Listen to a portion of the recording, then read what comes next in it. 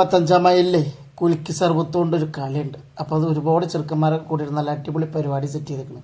അപ്പോൾ എന്തായാലും ഇടയ്ക്കിടയ്ക്ക് ഞങ്ങൾ അവിടെ പോയി ചായ കുടിക്കലുണ്ട്. ഇന്ന് ഒരു കുലുക്കിയും അതുപോലെ എന്തൊക്കെ നെല്ലിക്ക കാന്താരി അങ്ങനെ അതുപോലെ ഒരുപാട് ഐറ്റംസ് ഉണ്ട്, പേരൊന്നും എനിക്കറിയില്ല. അപ്പോൾ അതൊക്കെ ഒന്ന് കഴിക്കണമെന്ന് വിചാരിച്ചിട്ട് പോയിക്കാണ്. അത് വന്നപ്പോൾ ഭയങ്കര തിരക്കാണ്. ഓനക്ക് നമ്മളെ മൈൻഡേ ചെയ്യണില്ല. അതെന്തോ ആയിക്കോട്ടെ, മൈൻഡൊന്നും ചെയ്യേണ്ട ആവശ്യമില്ല. ഉപ്പിലിട്ടതും ഉപ്പിലിടാത്തതും മാങ്ങി അതുപോലെ നെല്ലിക്ക അങ്ങനെ ഒരുപാട് ഐറ്റംസ് സാധനങ്ങൾ, എരിവുള്ളത് എരിവില്ലാത്തത്, മധുരം കൂടിയത് മധുരം കമ്മിയുള്ളത്, എന്തൊക്കെയാണെന്ന് എനിക്ക് തന്നെ അറിയണില്ല. എന്തായാലും അങ്ങനെ സാധനങ്ങളൊക്കെ അടിച്ച് പൊളിച്ച് പരിപാടി സെറ്റ് ചെയ്യാണ്. അപ്പോൾ ഞാൻ ഫസലൂനോട് പറഞ്ഞിട്ട് നെല്ലിക്ക കാന്താരി കഴിക്കണം, നല്ല എരിവുണ്ടാകുമെന്ന് പറഞ്ഞു. എനിക്ക് ഒരു പ്രശ്നമില്ല, നെല്ലിക്ക കാന്താരി തന്നെ വേണമെന്ന് പറഞ്ഞു. ആയിക്കോട്ടെ ഏതോ പറഞ്ഞു. ഉറപ്പാട്ടോ, നാളെ ബാത്റൂമിൽ പോകുമ്പോൾ ഓന് ഏകദേശം തീരുമാനമായിട്ടുണ്ടാവും.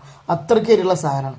എന്തായാലും 55 മൈലിൽ വരുമ്പോൾ ഭയങ്കര വൈബിൽ ഒരുപാട് തിരക്കൊക്കെ ആയിട്ട് നല്ല ചെക്കന്മാരും അതുപോലെ ഒറ്റപ്പുള്ളി കുലുക്കുകളും ഒക്കെ പാടുണ്ട്. എന്തായാലും വരും, വന്നു കഴിഞ്ഞിട്ടൊന്ന് കുടിച്ചിട്ട് അഭിപ്രായം പറയാം.